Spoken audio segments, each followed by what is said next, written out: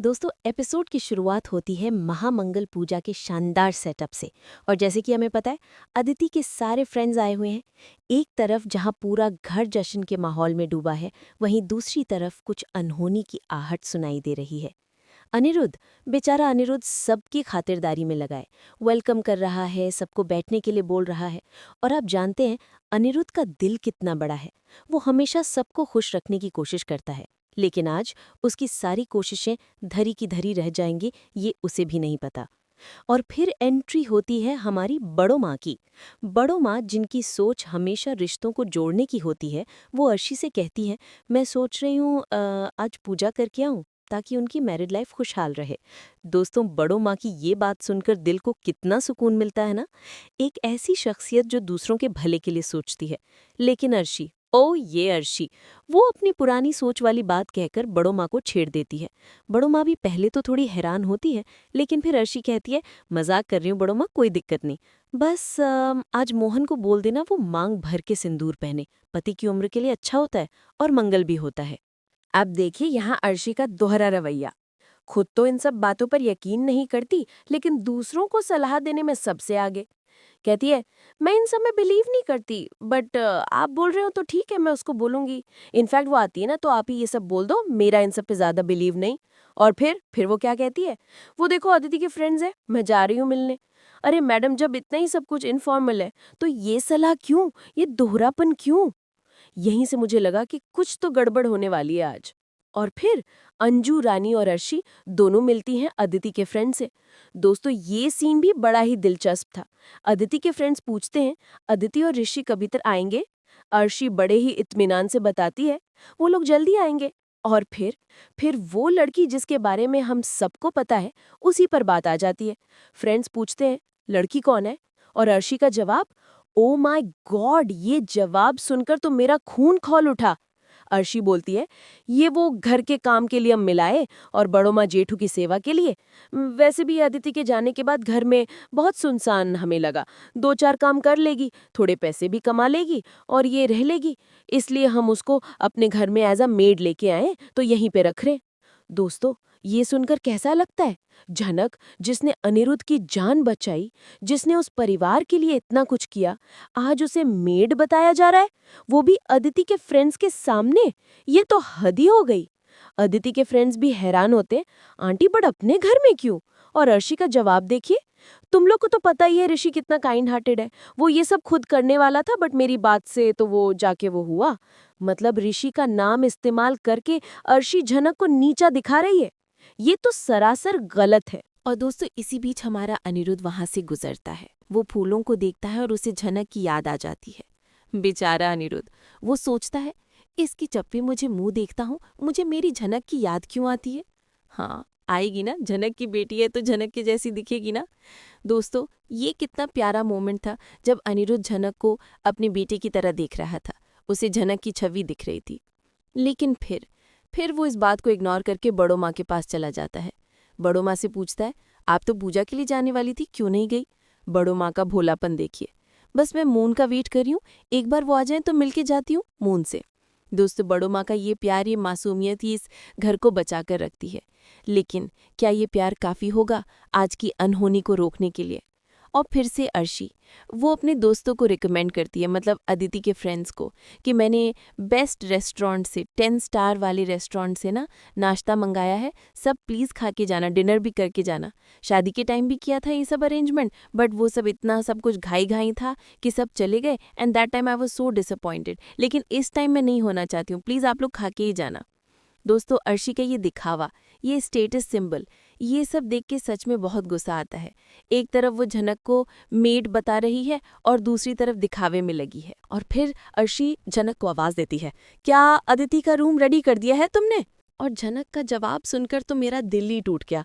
वो बोलती हैं, जी, अदिति दीदी की अम्मा। ये सुनकर अदिति के फ्रेंड्स हंसने लगते हैं, बोलते ये क्या बोल रही है अदिति दीदी की अम्मा? और अर्शी का जवाब देखिए, एक्चुअली ये मुझे अदिति दीदी की अम्मा और अन्नी को अदिति दीदी के बाबा बुलाती है। और जाहिर सी बात है, हम लोग हैं भी उसके अम्मा और बाबा, तो बोलेगी ही ना। दोस्तों, ये कैसा व्यवहार है? झनक, जो इतनी मासूम है, जिसने सबकी भलाई ही सोची है, उसे इस तरह से नीचा दिखाना, उसे उसकी सच्चाई के लिए शर्मिंदा करना, ये तो सरासर गलत है। उसके फ्रेंड्स भी बोलते हैं तो ये आंटी या मैम भी तो बोल सकती है। और अर्शी का जवाब, ओ माय गॉड, आंटी? इसके मुंह से पता नहीं आंटी बोल पाएगी, इसके मुंह से पता नहीं आंटी मुंह निकल पाएगा कि नहीं जो आंटी बोलेगी, एंड इसके मुंह से तुम लोग बोलते हो अच्छा लगता है। बढ़ते हुए गुस्से में ये सुनकर बड़ो माँ भी कहती हैं, ऐसा क्यों बोल रहे हो अर्श, तुम्हें काकी माँ तो बोल ही सकते हैं ना। लेकिन अर्शी का एटीट्यूड देखिए, बिल्कुल भी नहीं, इसके साथ मुझे रिश्ता बनाना है नहीं। काकी माँ माई फुट, काकी माँ, मैं इसकी किस एंगल से काकी माँ लगती हूँ? बाकी सारी सर्वेंट्स मैम और सर कहते हैं। अगर ये मैम और सर सभी बोले ना, इसकी जबान गिर जाएगी मैम बोलते हुए। इसको पता भी नहीं मैम कैसे बोलते हैं। एनीवेज, जाओ। दोस्तों, अर्शी ने झनक की कितनी बेइज्जती की, ये सब सुनकर झनक रोते हुए वहां से चली जाती है। मेरा दिल रो पड़ा झनक के लिए। इतनी मासूम लड़की को इतनी बेइज्जती सहनी पड़ रही है, ये तो हद ही है। और फिर इस ड्रामे के बीच हमारे ऋषि और अदिति आते हैं। अर्शी और बाकी सब उनका वेलकम करते हैं। अदिति बड़ो माँ से भी मिलती है। ऋषि बताता है, तुम्हारी बड़ो माँ आज पूजा करने नहीं गई, बोले कि तुमसे मिलके ही जाएंगे। बड़ो माँ भी खुश होती हैं। बात तुमने तो सिंदूर लगाया है, मैंने सोचा कि मैं तुम्हें बोल दूंगी। अदिति भी बड़ी समझदारी से बोलती है, एक्चुअली मैं निकल रही थी तो ऋषि की बड़ो माँ ने बताया सिंदूर लगा लेना चाहिए, इसलिए मैंने लगा लिया। आप बोलो तो और लगा लूं? बड़ो माँ भी खुश हो जाती हैं, बिल्कुल भी नहीं, तुमने लगा लिया यही बहुत है। और फिर हमारा ऋषि, वो तो हमेशा से ही सबका दिल जीत लेता है। वो बड़ो माँ के साथ थोड़ी छेड़खानी करने लगता है, बोलता है, अंजू रानी मेरी गर्लफ्रेंड, चलो यहाँ पे आओ, मैंने कुछ मिठाइयाँ लाई हैं, हम खाते हैं। अर्शी भी थोड़ी हैरान होती है, व्हाट इज दिस? और अदिति भी ऋषि को सपोर्ट करती है। ऋषि ऐसा ही है मॉम, वो सबके अच्छे के लिए सोचता है। और फिर अदिति एक और बात बोलती है जो मेरे दिल को छू गई। एनीवेज वो बुक्स भी लाया है तो उस झनक को देने के लिए। दोस्तों, ये सुनकर कितना अच्छा लगता है कि ऋषि झनक की पढ़ाई के बारे में सोचता है, वो उसके भविष्य के बारे में सोचता है। लेकिन अर्शी, वो फिर से अपना रंग दिखाती है। उस मेड के लिए तुम लोग क्या क्या करोगे? वैसे भी उसके पास कपड़े भी नहीं थे ढंग के, मैंने तुम्हारे कपड़े दे के पहनाए हैं। ये सुनकर ऋषि बहुत हर्ट होता है। बेचारा ऋषि, वो झनक को कभी भी इतना सैड नहीं देखना चाहता, इतना गिरा हुआ एक नौकरानी बनते हुए। लेकिन अर्शी की बातें उसे मजबूर कर रही हैं।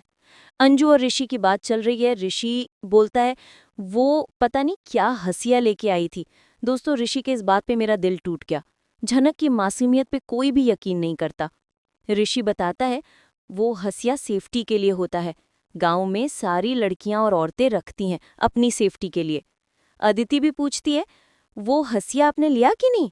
और अर्शी का जवाब, हाँ हाँ ले लिया, और उसे बड़ो माँ के घर के बाजू वाले रूम में रख दिया, क्योंकि उसको मैं लेके आई हूँ अपनी रिस्पॉन्सिबिलिटी में। उसके साथ कुछ हो गया तो वो मुझे छोड़ेगी नहीं, इसलिए मैंने सोचा छोड़ो, इसी रूम में पड़ी रहेगी जब तक एग्जाम नहीं हो जाता है। चलो, कम से कम अर्शी ने उसकी सेफ्टी के लिए सोचा तो सही। लेकिन ये सब कुछ झनक के अपमान के साथ हो रहा है, जो मुझे बिल्कुल पसंद नहीं आ रहा। दूसरी तरफ हम देखते हैं कि यहाँ पे झनक उस सिंदूर को लेकर आईने के पास खड़ी रहती है। दोस्तों, ये सीन, ये मोमेंट, ये आज के एपिसोड का टर्निंग पॉइंट था।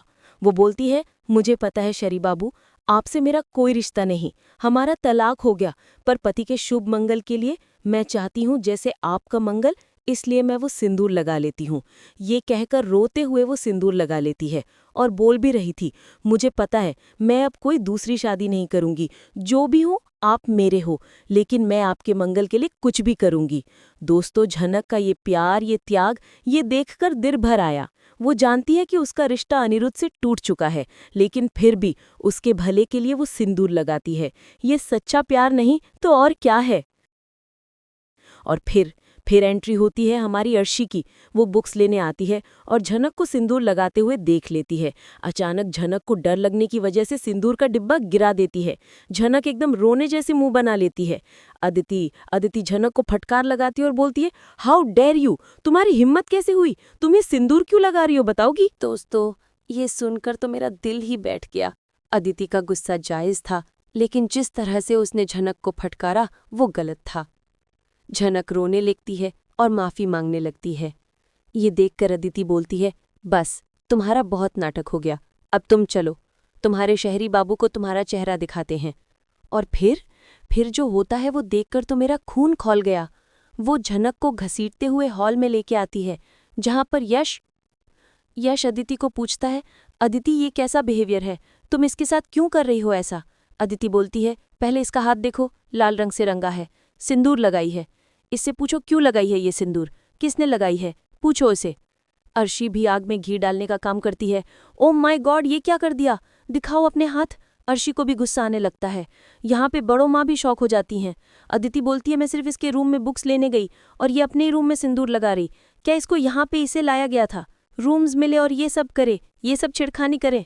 ऋषि भी गुस्से में बोलता है, तुम मुझसे ये सब क्यों पूछ रहे हो, जैसे लगता है कि मैंने उसे बोला है सिंदूर लगाने के लिए। दोस्तों, ऋषि का गुस्सा भी जायज़ था, उसने कब झनक को सिंदूर लगाने को कहा था? दूसरी तरफ हम देखते हैं कि यहाँ पे सब लोग जेठू का मन बहलाने के लिए शॉपिंग करने के लिए बोल रहे होते हैं, जहाँ पे तनुजा भी बोलती है कि दादा भाई जितना आपको नॉलेज है उतना हमें बिल्कुल भी नहीं, अगर आप शॉपिंग पे चलेंगे हमारे साथ तो हमें भी बहुत अच्छा लगेगा।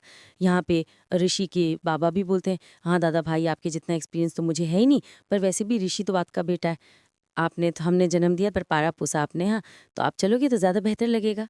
तनुजा भी फिर से पूछती हैं, दादा भाई क्या हुआ, आप कुछ बोल क्यों नहीं रहे हो, हर शॉपिंग में तो आप हमारे साथ चलते हो, फिर ऐसा क्या हो गया जिसकी वजह से आप चल नहीं पा रहे हो? जेठू बेचारे वो बोलते हैं, मेरा मन नहीं है, बस कुछ अजीब लग रहा है। ये सुनकर हिंदू बोलती है, ये कैसी बातें कर रहे हैं आप, कि आपकी तबीयत खराब है क्या जिसकी की वजह से आप ये सब बोल रहे हैं कि डॉक्टर के पास ले चलना है या हॉस्पिटल में लेके चलना है? जेठू बोलते हैं, मुझे कहीं नहीं जाने की ज़रूरत है, बस मुझे नहीं अच्छा लग रहा। पुतुल क्या हुआ, उसका फ़ोन लगा कि नहीं लगा? पुतुल बोलती है, सुबह से ट्राई कर रही हूँ, नॉट रीचेबल आ रहा है। ये देखकर तो इंदू का गुस्सा बढ़ जाता है, बोलती है, तो आप मतलब फूल के बारे में सोच रहे हैं? दोस्तों ये कितना गलत है, जेठू अपनी बेटी के बारे में सोच रहे हैं और इंदू ने ताना मार रही है। दूसरी तरफ यहाँ पे सारी लड़कियां चिल्लाने लगती हैं कि ये लड़की कितनी कितनी गिरी हुई है, मतलब ये अभी तक सिंदूर लगा रही है, कि पीछा क्यों नहीं छोड़ रही है। ऋषि समझ जाता है कि झनक की बहुत इंसल्ट होने वाली है, लेकिन वो चाहकर भी कुछ नहीं कर पा रहा होता है। तभी यहाँ पे ऋषि के बाबा कहते हैं कि जब तुम लोग ऑफिशियली अलग हो गए हो, तुम्हारे ऋषि की शादी इनवैलिड है, फिर तुम्हें ये सिंदूर लगाने को किसने बोला है ये सब करने के लिए? तब यहाँ पे झनक बोलती है कि आप ना ही बोलिए तो ज़्यादा अच्छा रहेगा सर जी, क्योंकि मुझे आपसे कुछ भी जवाब देने में कोई भी इंटरेस्ट नहीं है, ठीक है? तभी यहाँ पे, और मुझे भी पता है और आपको भी पता है, वो सिग्नेचर जो लिए गए थे फॉर्म पे ज़बरदस्ती लिए गए थे, जो कि आपने मेरे से ज़बरदस्ती लिए थे, तो वो वैसे भी आप ना बोलें इस बारे में तो बेहतर रहेगा। दोस्तों, झनक ने अनिरुद्ध का बोलती बंद कर दी। ये देखकर सच में अच्छा लगा, झनक ने आज अपनी आवाज़ उठाई। लेकिन यहाँ पे अदिति का गुस्सा जो होता है वो 7वें आसमान पर चढ़ा रहता है। अदिति बोलती है, अच्छा तो ठीक है, जब तुम अलग हो गई तुम्हें साथ रहना ही रहता है, फिर तुम्हें ये सब करके मतलब क्या मिला?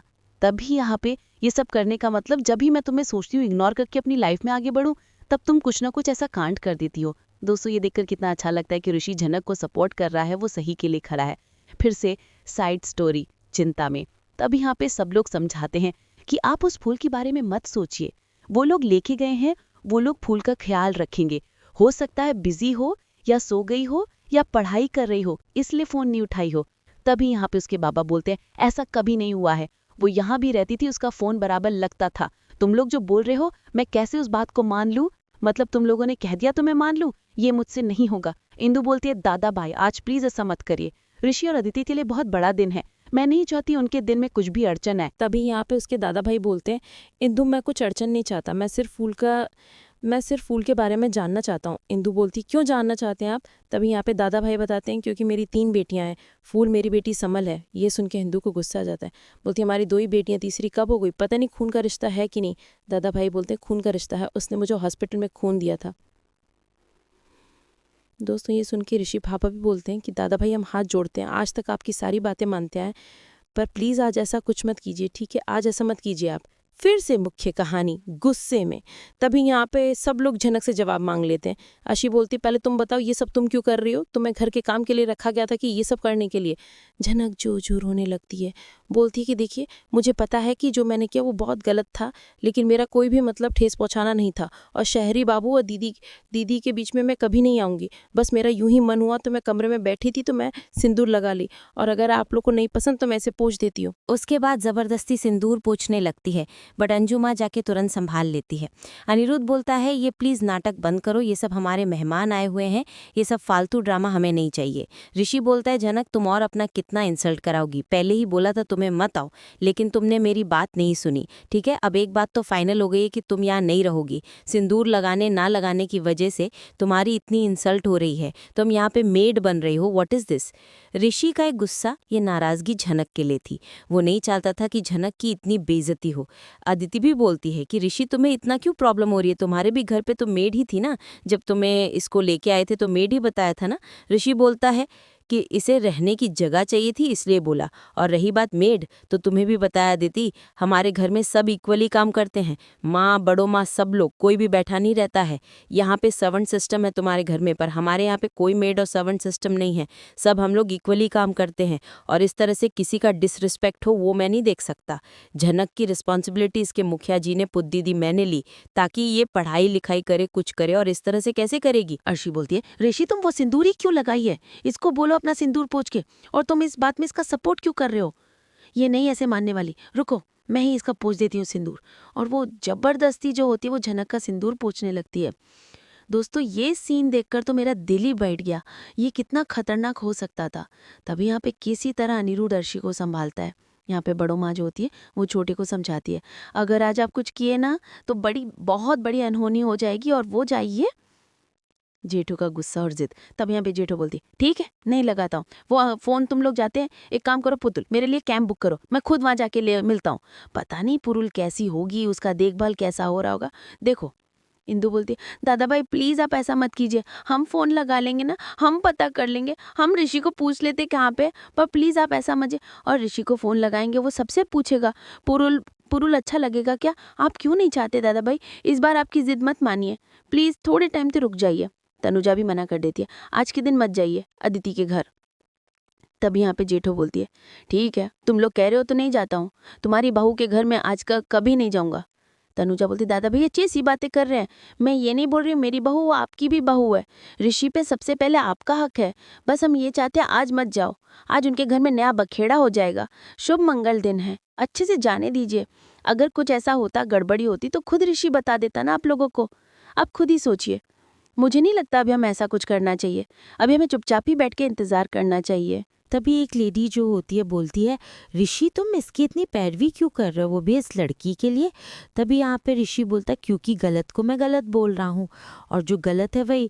और अदिति मुझे लगता है तुम्हें इग्नोर करना चाहिए, छोटी सी बात को कितना खींचने का कुछ मतलब नहीं, लगा लिया इसने तो लगा लिया, अब उसने मुझे बोल के तो नहीं लगाया, मुझसे पूछ के नहीं लगाया, तो मैं क्या करूँ। और अंकल प्लीज़ आप तो मत ही बोलिए कुछ भी, क्योंकि अगर आपने अपनी रिस्पॉन्सिबिलिटी पहले उठा ली होती तो शायद आज ये दिन नहीं आता। तभी यहाँ पे झनक बोलते कि शैली बापू मैं आपके साथ नहीं जाऊंगी, मैं यहीं पे रहूंगी, और अब यहीं रहना है मुझे। इंदुति बोलती बस करिए, अगर आज आप घर के बाहर एक कदम बढ़ाए तो देख लेना। जेठू बोलते तो तुम लोग मुझे धमकी दे के रोकोगे। इंदु बोलती बिल्कुल नहीं, लेकिन आप उसे बेटी कह के घर में लाके ये सब बखेड़ा मत खड़ा कीजिए, कैसे कैसे तुम्हारा घर संभला है। जेठू बोलते पहले तो इंदु तुम भी उससे प्यार करती थी, फिर ऐसा क्या हुआ जो तुम मुझसे नफरत करने लगी।